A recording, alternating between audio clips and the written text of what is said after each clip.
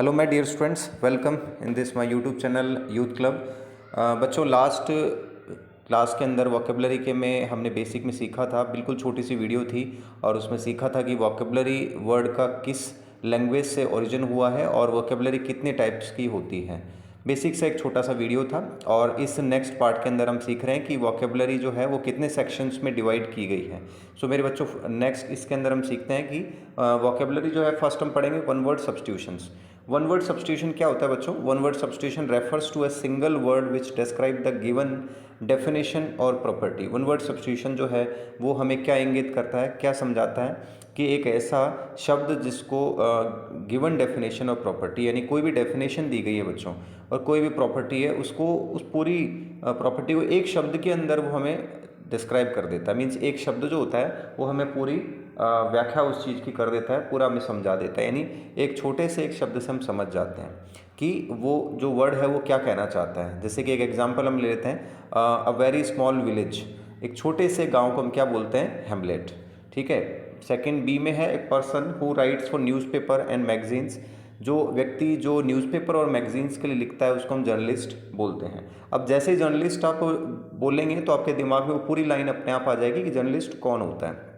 ठीक है मेरे बच्चों।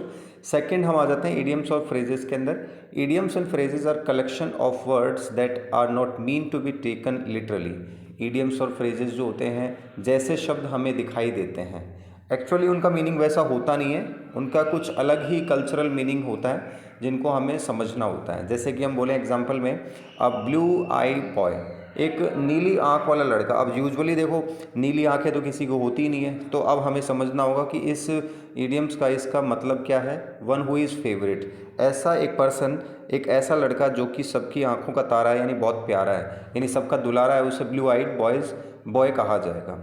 इसी तरह से रेनी डे, एक रेनी डे का मतलब है टाइम ऑफ डिफ़िकल्टी, कि रेनी डे यानी जिस तरह से पूरे दिन बरसात होती है, तो अब इसका एक्चुअल मीनिंग रेनी डे नहीं होगा, इसका एक्चुअल मीनिंग क्या होगा? Time of difficulty.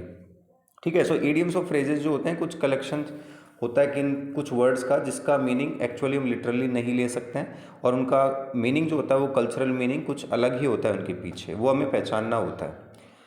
Synonyms and antonyms देखिए, synonyms means word that have similar meaning. Synonyms का मतलब है कि हम पर्यायवाची जिनको बोलते हैं, जो कुछ शब्दों का मीनिंग जो होता है वो सिमिलर होता है। Antonyms are words that have opposite meaning. Antonyms जो होते हैं, ऐसे कुछ शब्द होते हैं जो बिल्कुल विपरीत अर्थ हमें देते हैं, इनको अपोजिट्स भी हम कहते हैं। ठीक है। स्पेलिंग, स्पेलिंग जो होती है वो डिफाइन हो सकती है words from the letter according to the usage.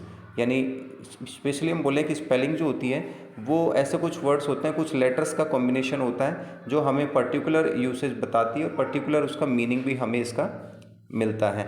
Spelling जो होती है वो एक कुछ लेटर्स का कॉम्बिनेशन होता है और पर्टिकुलर वो हमें कुछ मीनिंग भी देती है, उसका अर्थ भी निकलता है। सो हमने इस सेक्शन के अंदर पढ़ा one word substitution, idioms and phrases और सिनोनिम्स एंड एंटोनिम्स और स्पेलिंग। मेनली वोकेबलरी को इन्हीं सेक्शंस में डिवाइड किया जाता है। हमारे जो भी वीडियोज़ आ रहे हैं बच्चों, उनको आप प्रॉपर एक नोटबुक में बनाएं, उनके नोट्स बनाएं। आगे अब धीरे धीरे हम अपनी क्लासेस को रेगुलर करेंगे और कोशिश करेंगे कि वीक के अंदर कम से कम आपको 4 क्लास मिल पाएँ। आपसे एक छोटी सी रिक्वेस्ट रहेगी कि अपने जितने भी दोस्त हैं, जितने भी रिलेटिव्स हैं, जितने भी नोन हैं, उनमें इस क्लास को आप ज़्यादा से ज़्यादा शेयर कर सकें। Thanks a lot, thank you so much, take care.